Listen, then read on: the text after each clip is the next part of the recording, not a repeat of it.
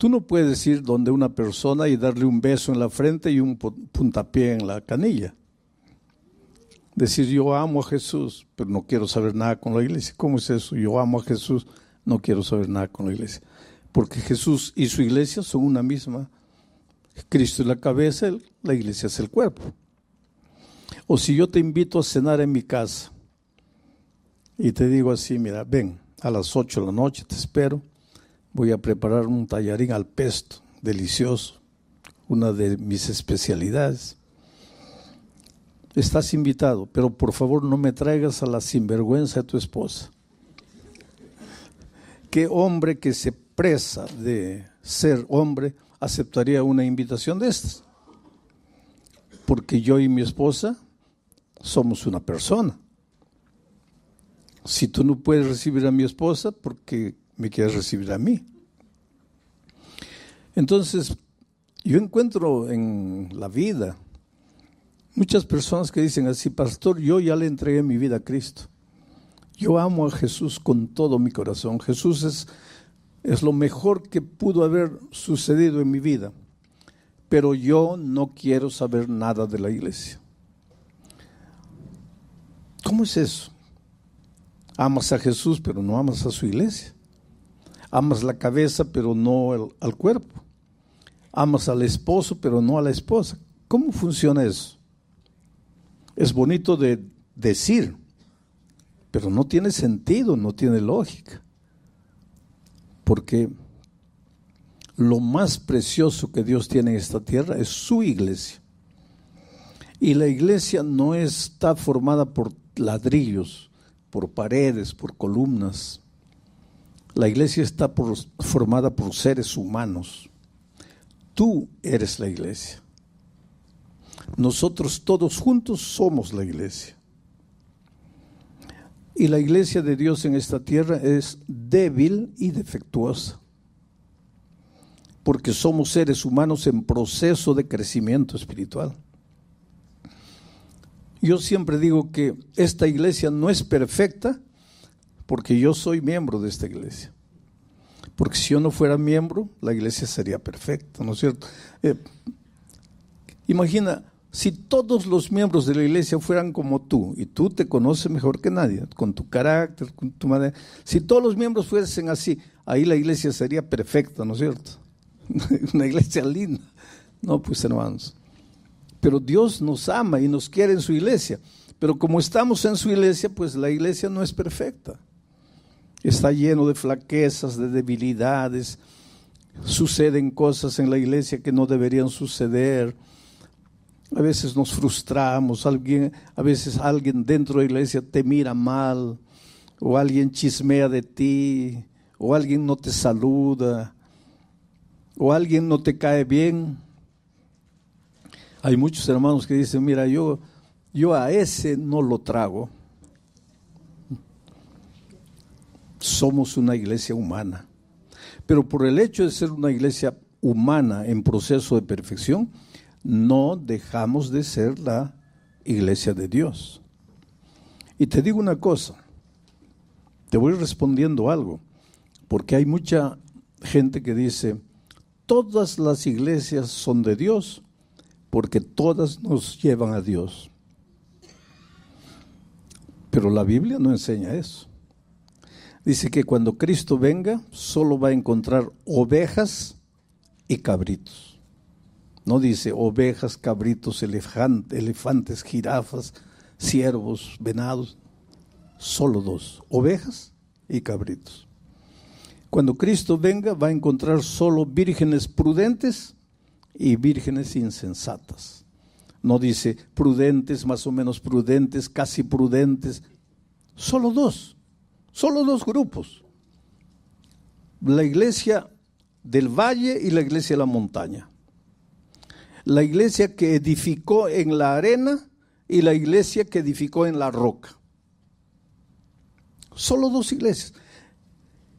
Usando simbolismo, la iglesia vestida de blanco de Apocalipsis 12 y la iglesia vestida de rojo.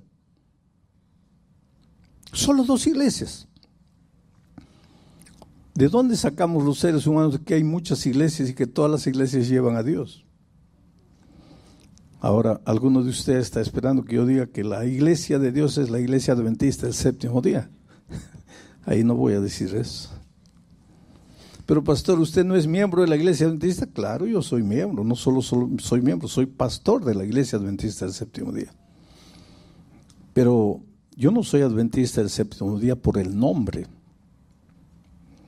Y cuando tú busques la iglesia de Dios en esta tierra, no busques a la iglesia por su nombre, búscala por sus características, no por el nombre. Yo me acuerdo que cuando era un joven misionero en la selva, iba a haber una ceremonia bautismal y yo no podía bautizar porque los pastores de la iglesia adventista, si no estamos ordenados, todavía no podemos bautizar, a no ser que nos den una autorización especial y no haya ningún pastor ordenado presente. Entonces yo no podía bautizar. Le escribí al presidente, le dije, mire, tengo candidatos para el bautismo. El sábado vamos a tener un bautismo bonito. Y mañana en la noche voy a explicar por qué una persona necesita bautizarse. No es un detalle simple en la vida del cristiano, es muy importante. Pero ¿por qué? Teológicamente, mañana les voy a mostrar por qué una persona debería bautizarse. Y si tú me dices, pero pastor, yo ya fui bautizado cuando era un niño, mañana te voy a explicar cuánto vale el bautismo de cuando eras un niño. Pero pastor, ya fui bautizado antes de conocer todo el mensaje cristiano. Entonces te voy a explicar mañana con la Biblia todas esas cosas relacionadas con el bautismo.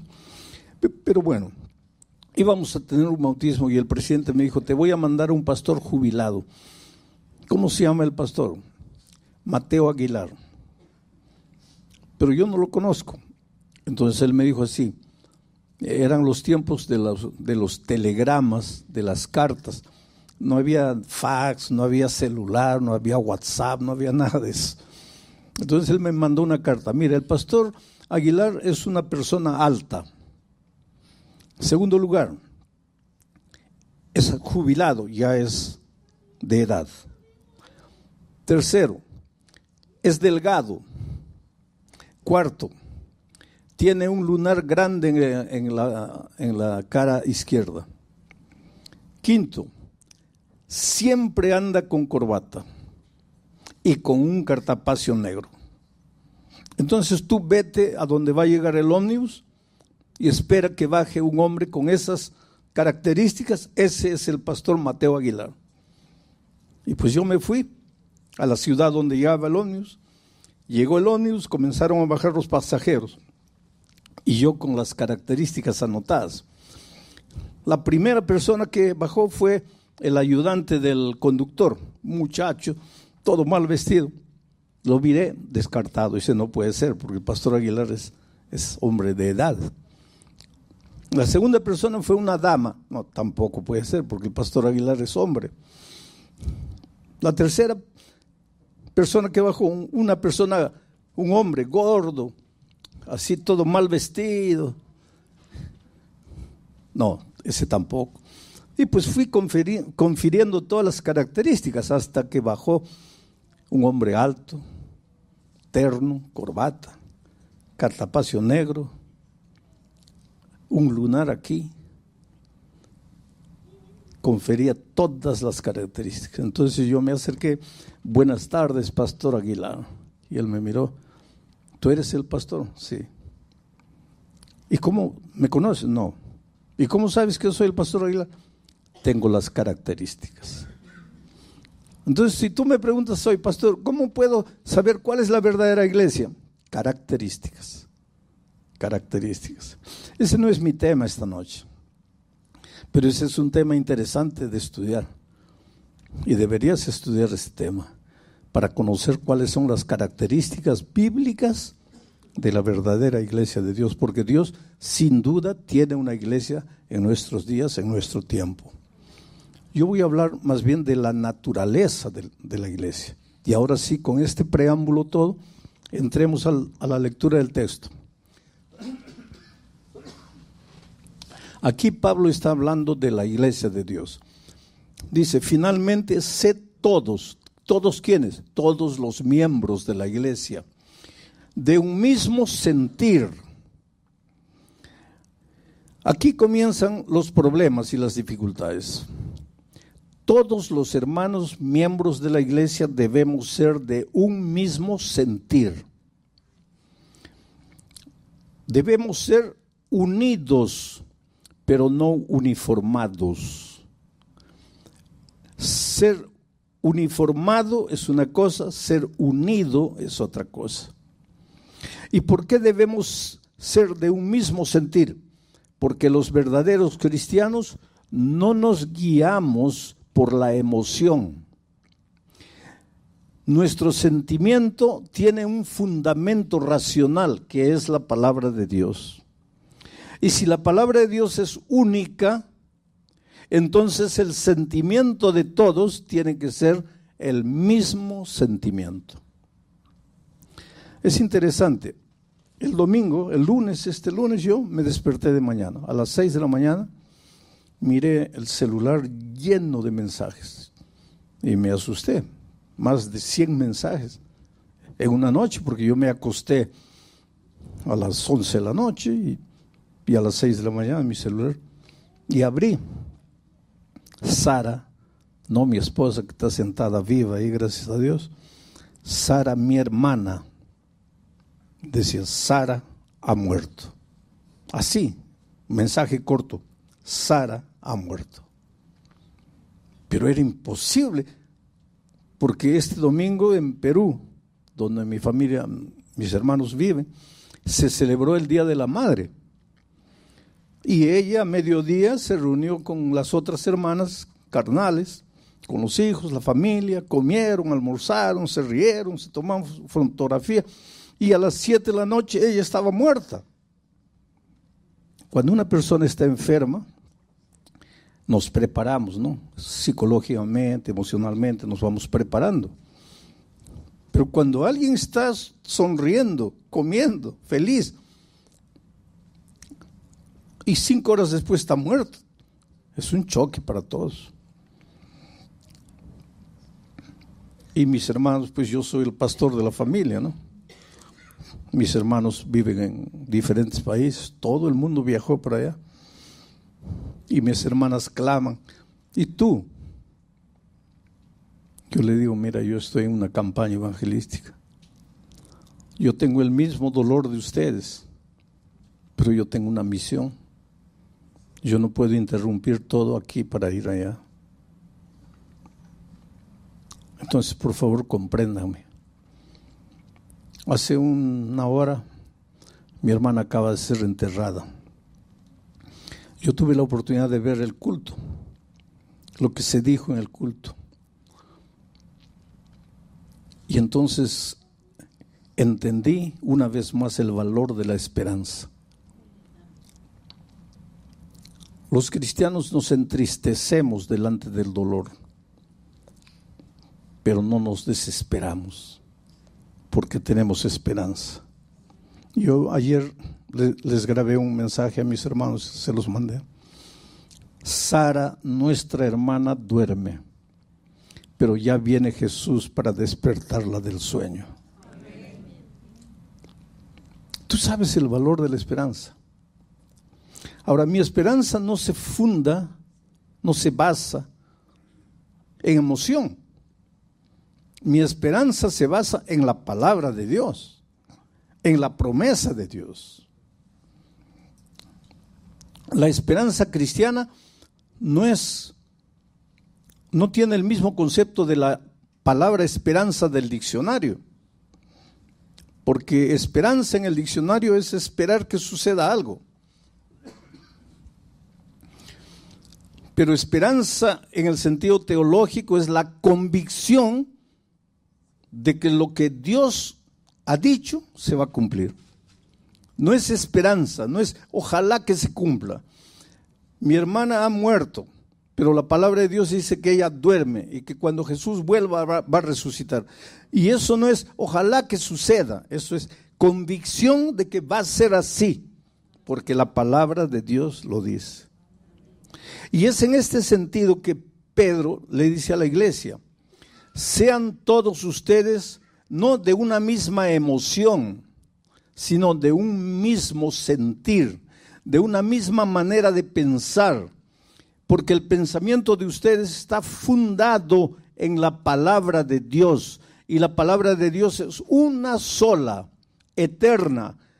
La hierba se seca, la flor se marchita, pero la palabra de Dios permanece para siempre. Por eso, queridos, los cristianos, cuando vienen las tormentas, la oscuridad, la lluvia, las tragedias, las dificultades, somos seres humanos y podemos derramar una lágrima. ¿Tú crees que mis hermanos no han llorado? ¿Tú crees que yo en silencio no he derramado una lágrima? Pero estoy aquí predicando con convicción, con seguridad, con esperanza. Y esto es lo que Dios quiere para su iglesia. No que cada uno piense como quiera. Y el hecho de que cada uno no puede pensar como quiera, no es que Dios es enemigo de la libertad. Tú eres libre, pero ¿eres libre para aceptar o para rechazar la palabra de Dios?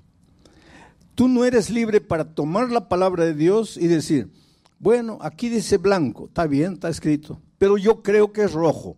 Esa libertad Dios no te ha dado. Dios te ha dado libertad para, aquí dice blanco, pero yo no acepto que sea blanco. Eso puedes hacerlo. O acepto.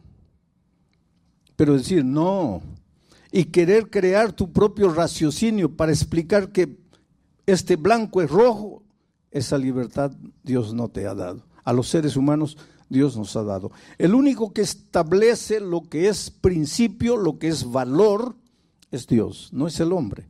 El hombre puede aceptar los principios y valores establecidos por Dios o puede rechazarlos, pero no puede raciocinarlos, no puede adaptarlos, no puede cortarlos, ni por aquí ni por allá.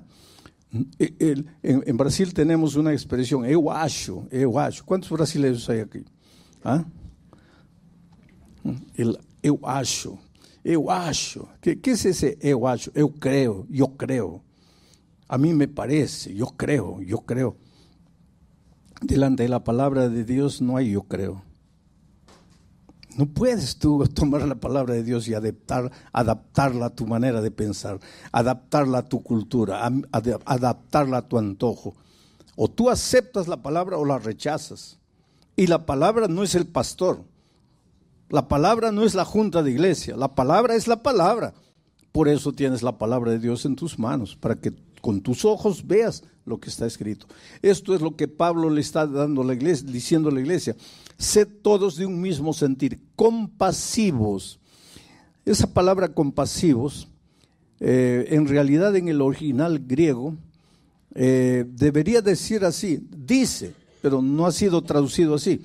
Dice, sean empáticos, pero en esos tiempos no existía la palabra empático como nosotros tenemos hoy. ¿Qué cosa es ser empático? Es colocarme en el lugar del otro antes de juzgarlo. Los Pieles Rojas en los Estados Unidos, ellos dicen que si quieres criticar a un cojo, si quieres criticar a una persona que anda cojeando, primero colócate sus zapatos y camina 5 kilómetros con el zapato del cojo para entender por qué cojea. Esto es interesantísimo. Eso es empatía.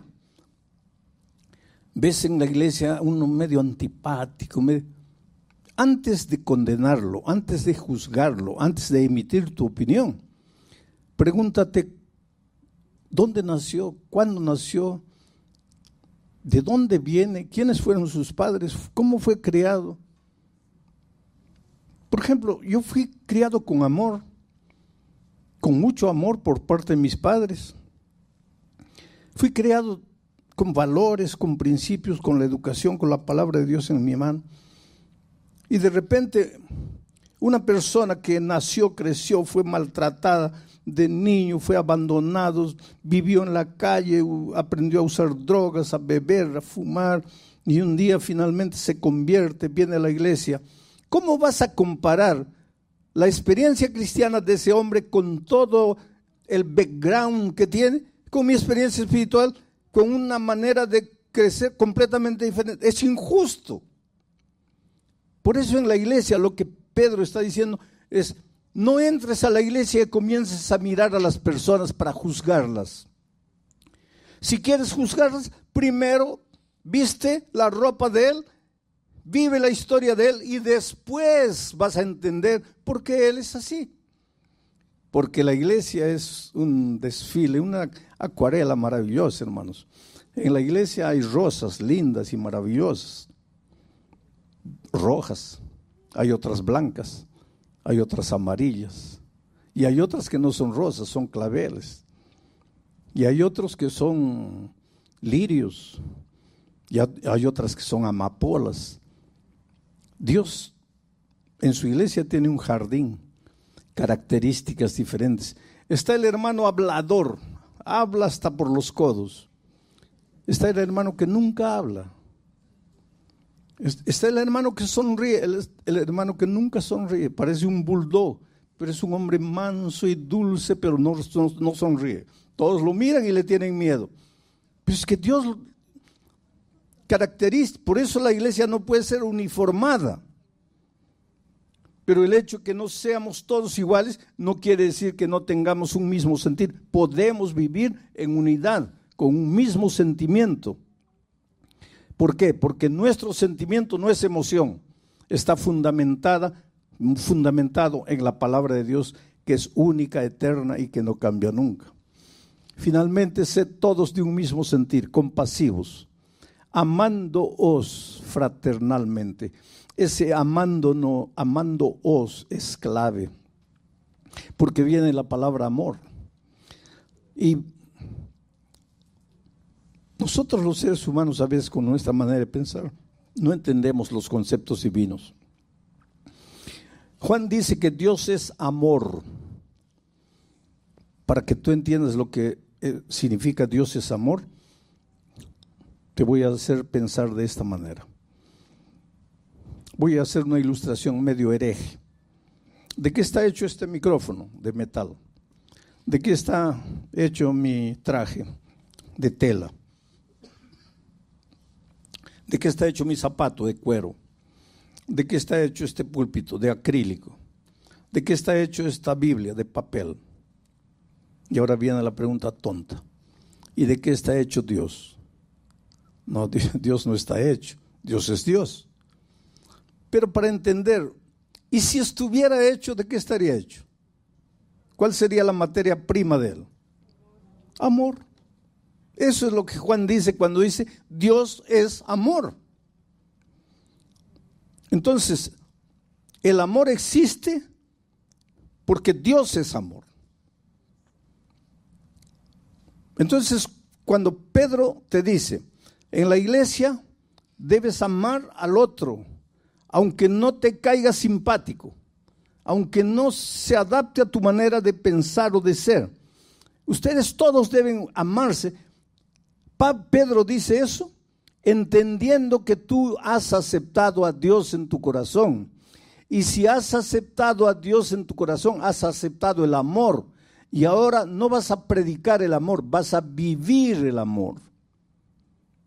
El amor no se declara en una poesía ni en un himno. El amor se vive. Pero solo es posible vivir el amor cuando Dios vive en ti, porque Dios es amor. En otras palabras, Pedro está pensando en una iglesia espiritual, en una iglesia que ha nacido de nuevo, en una iglesia que es capaz de mirar a su hermano y compadecerse de su hermano, de sentir empatía por él, de colocarse en el lugar de él antes de juzgarlo. Y sigue diciendo Pedro, no devuelvas mal por mal. Si alguien no te saluda, salúdalo tú. No devuelvas mal por mal, ni maldición por maldición, sino por el contrario, bendiciendo, sabiendo que fuiste llamado para que heredaseis bendición. Esta parte la leemos y a veces no la entendemos.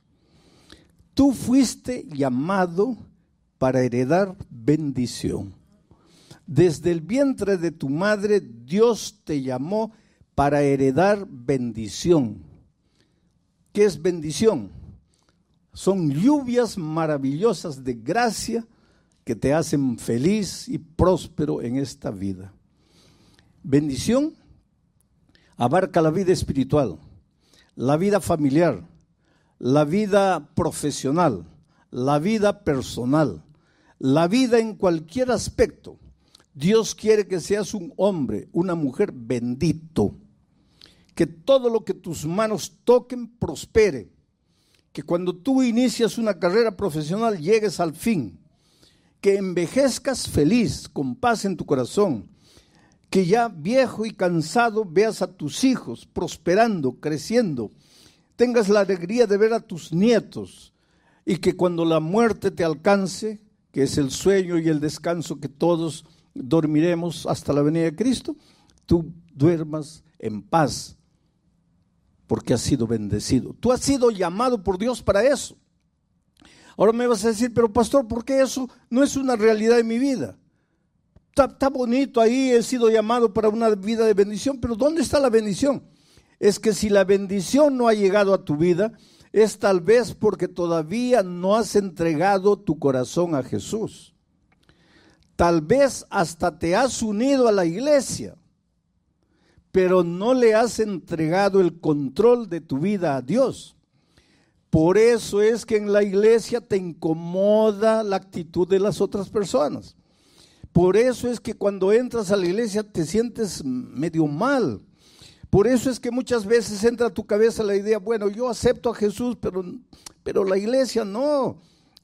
¿Por qué? Porque hay gente orgullosa, porque hay gente mentirosa, porque hay gente soberbia.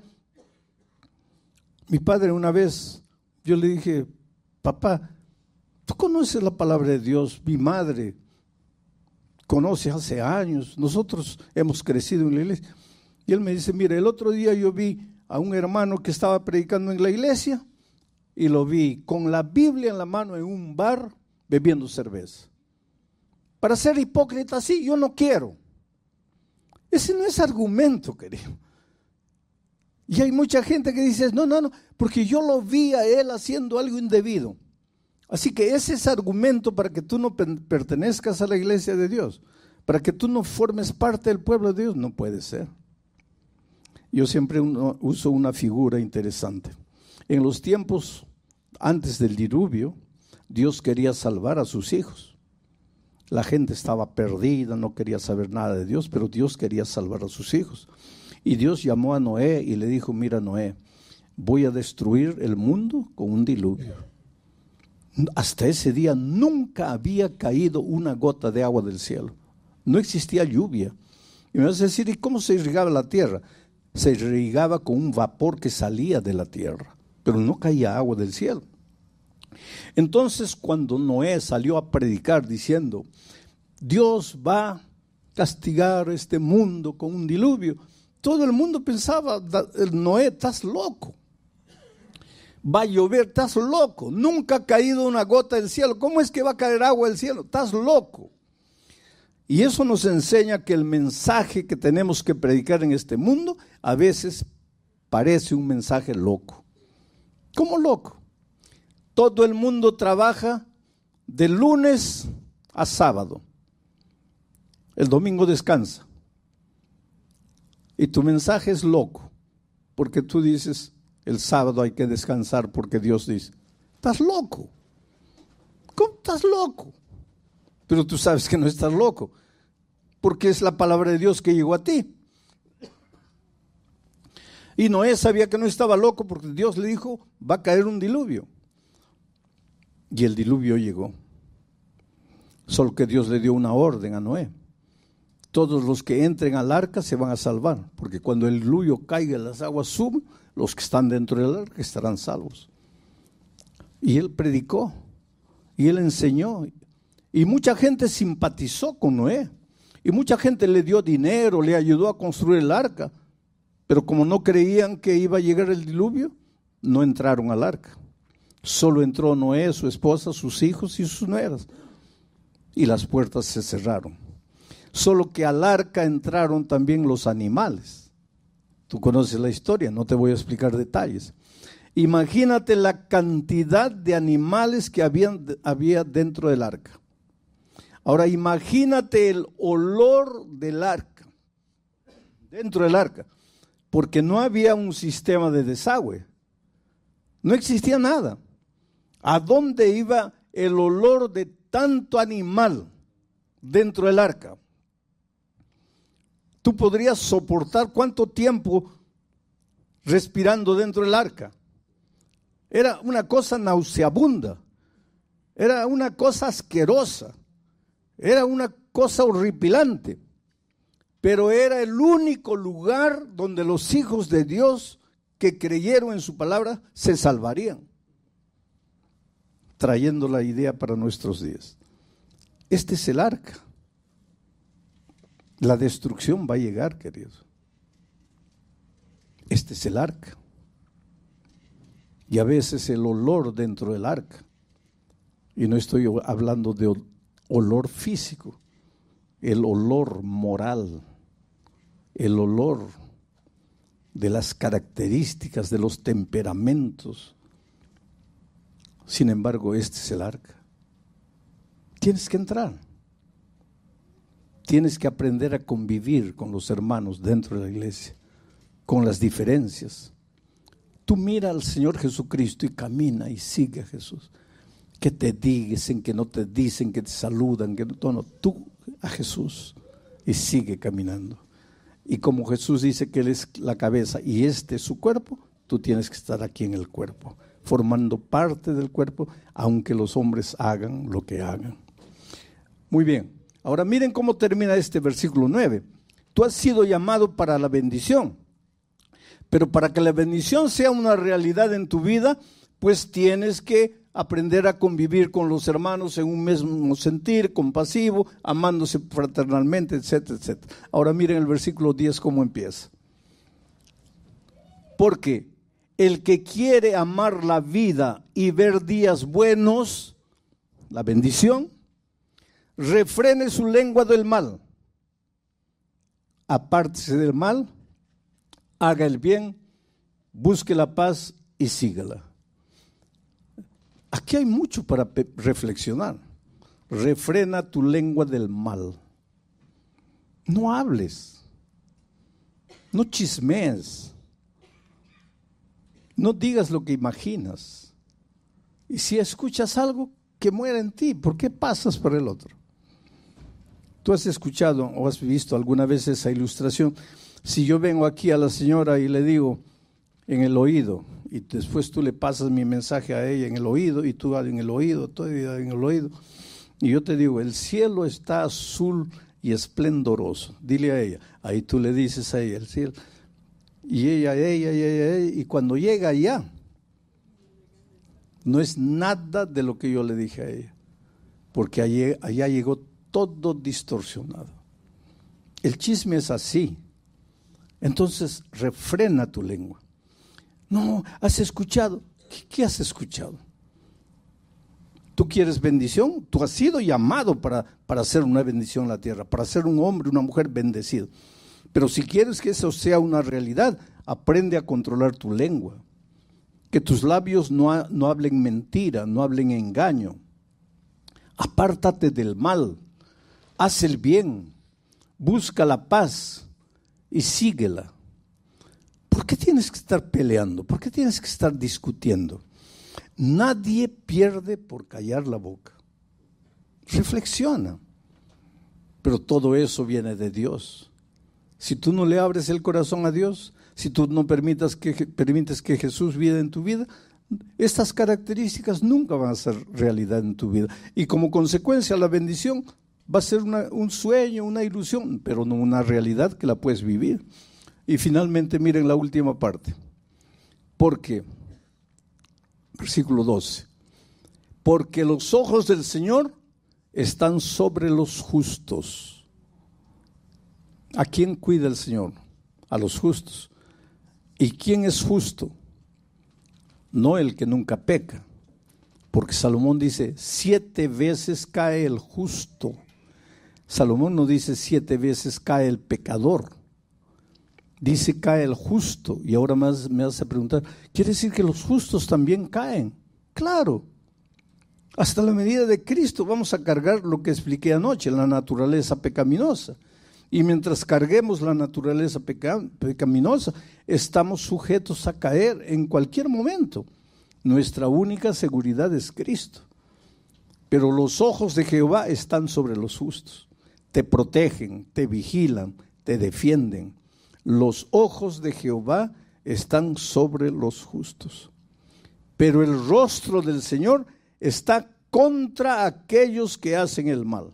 Ahora, esta frase necesita ser explicada. Los ojos del Señor están contra los que hacen el mal. En la Biblia, especialmente en la literatura judía, y Pedro era un judío y se deja influenciar por esa cultura judía. En la literatura judía existe lo que se llama la literatura atributiva. ¿Qué significa eso?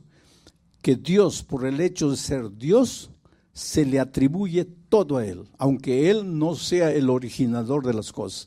Pero como Él es Dios, finalmente en la literatura hebrea se le atribuye todo a Dios. Como cuando dice, y Dios endureció el corazón de Faraón. No, Dios no endureció el corazón de Faraón. Pero es un estilo de la literatura hebraica para referirse al hecho de que Faraón endureció su corazón.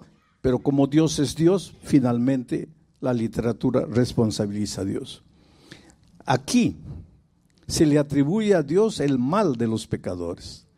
Pero Dios no les hace mal, ni a los pecadores, ni a los justos. Dios es fuente de bendición, Dios es fuente de amor. Pero aquí está Dios y aquí está el territorio de la bendición.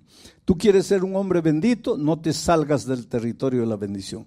No sueltes la mano de Jesús. Pero si tú sueltas la mano de Jesús y te vienes para aquí, tú te introduces solo al territorio de la muerte, al territorio de la maldición. No es que Dios te maldice, tú voluntariamente escoges la maldición, escoges la muerte. En la literatura hebrea se da a entender, es Dios que te está maldiciendo, pero esa no es la realidad. Es un estilo de literatura atributiva que le atribuye a Dios todo finalmente. Pero esta maldición la escogí yo.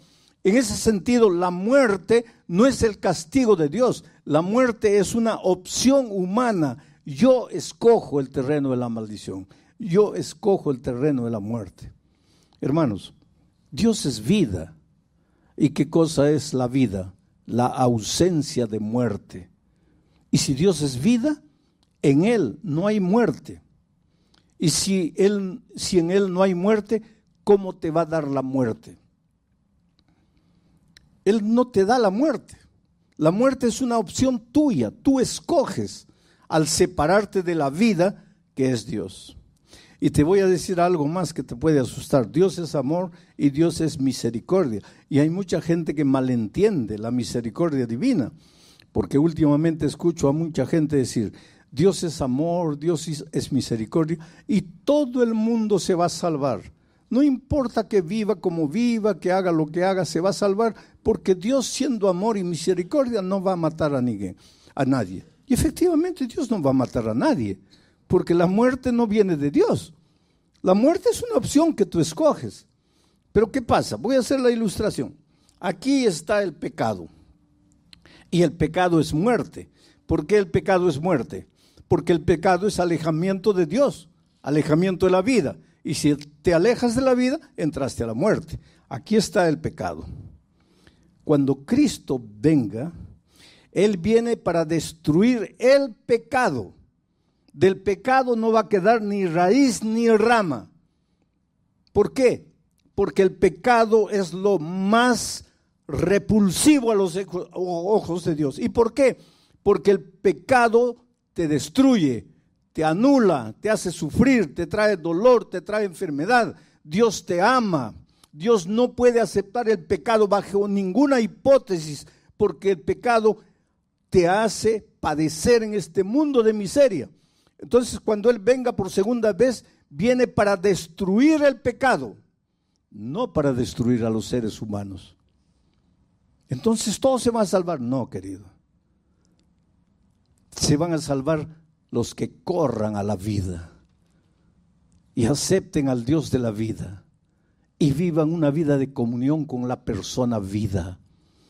Pero si cuando Cristo venga, yo me agarro de aquí y no quiero soltar, y escucho la invitación divina, pero no quiero soltarme, y Dios me llama, pero el mundo me atrae, y el pecado me atrae, y me agarro del pecado, y no quiero soltar el pecado, cuando el fuego eterno caiga sobre el pecado, me va a tocar a mí, pero el fuego no vino para mí, vino para el pecado. ¿Y por qué morí? Porque no quise soltar el pecado. Por eso es que la Biblia dice, hoy es el día de buena nueva. Hoy es el día de salvación. Hoy Dios te llama. Oh querido, tú eres lo más precioso que Dios tiene en esta vida. Hoy es tu cumpleaños y nadie se acordó y nadie te dijo nada. Nadie te hizo un pastel. Dios sabe. Hoy tuviste un malentendido con alguien. Estás aquí, pero tu corazón está triste. Hoy recibiste una llamada telefónica de un lugar distante con una mala noticia. Inclusive pensaste en no venir. Estás tan arrasado. Dios te conoce. Dios sabe. Tú eres como un pajarito en las manos de Dios. Un pajarito herido. Y Dios te toma y te atrae a su corazón. Si tú aceptas el amor de Jesús y te dejas amar por Jesús, tú vas a sentir el palpitar, el latido del corazón de Jesús. ¿Cómo te ama? Fuiste llamado para ser una bendición. Dios quiere que vivas una vida buena, que seas feliz, realizado. Vas a encontrar dificultades en la vida, pero Dios te va a ayudar a vencer. Pero para eso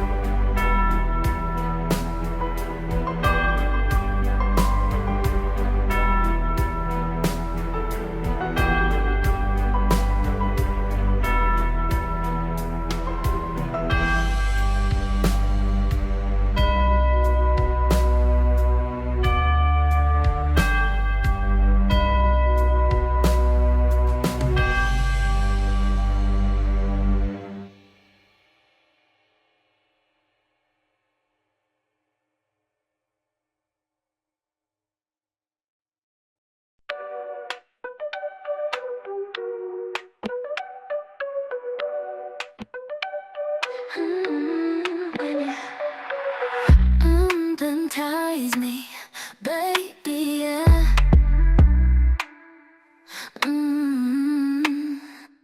But I love the way you take control.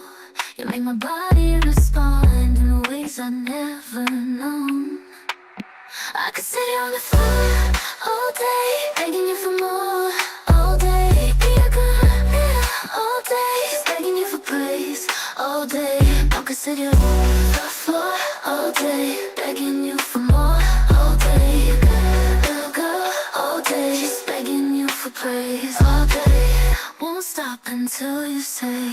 See, I've been feeling this way for quite some time. You seem to have control of my mind. Yeah. You got our bodies moving, intertwined. You're so fine, it's so divine. You have a way with me, I know you can see it. The way you look at me, I know you can feel it. But I love the way you take control. You make my body respond in ways I've never known. I could sit on the floor all day, begging you for more. All day, be a good girl. All day, just begging you for praise. All day, I could sit on the floor all day, begging you for more. All day, girl, all day, just begging you for praise. All day, won't stop until you say. You talk to me, your voice does something to me, baby. You make me weak at my knees when you're whispering to me. You're so hypnotic, wanna get lost in your trance. Hypnotize me, baby, let's dance. Let's get lost in this romance. See, I love the way you take control. You make my body respond in ways I never know. I could sit on the floor all day, begging you for more. All day, be a good girl. All day, just begging you for praise.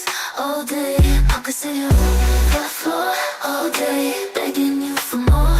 All day, girl, all day, just begging you for praise. All day, won't stop until you say,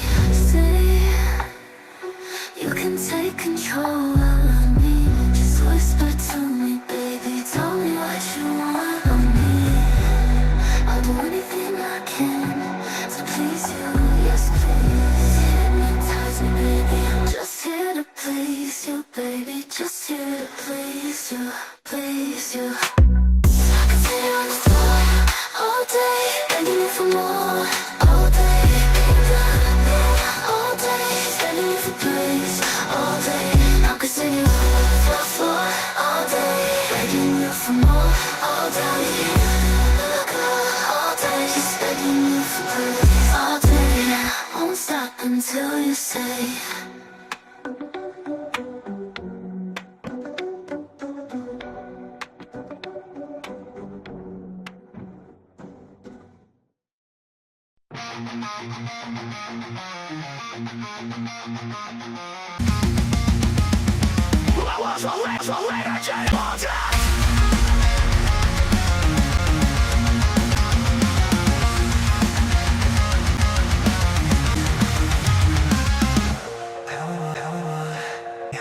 Get lost in my mistakes. Can't I think of anything better? There'd be a way to stop reliving thing that can't be changed. Forget what's once and reset. Memories can be the only part of me that be changed. Just let me be free. Just let me be free. Joy flies by, don't lean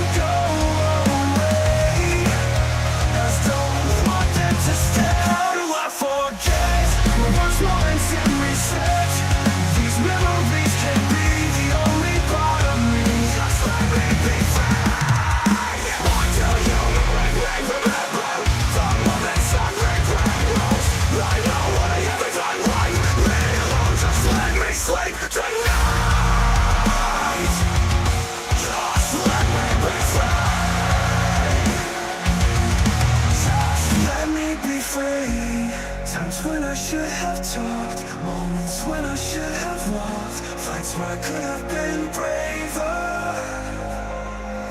times when I could have been a savior.